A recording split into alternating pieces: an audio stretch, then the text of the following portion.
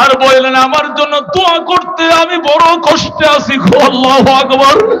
কে যেন যায় নবীর সালাম কইছি, ইয়া রাসূলুল্লাহ আপনার বেলালের জিহ্বার মাঝে ফেরাক ঢুকাইছে, রসুল গো কয়ে কাঁদতেছে।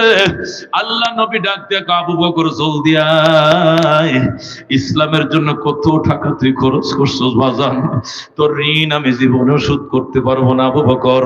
আমি দোয়া করে আল্লাহ জান্নাত থেকে তোর ঋণ শোধ করবে। বাজান রে আমার বেলাল রে তুই কিনে আমি নবীর সামনে আইনা আল্লাহর হস্তে থেকে আজাদ করে দে।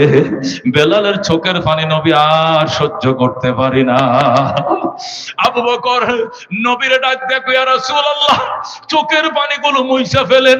চোখের পানি দিয়ে আবু বকর মুইছা দিয়া কয়, ইয়া রাসূলুল্লাহ আমি আমার গায়ের চামড়াটা বিক্রি করতে রাজি আছি, তবু আমি বেলালকে আজাদ করে ছাড়বো। আল্লাহু আকবার।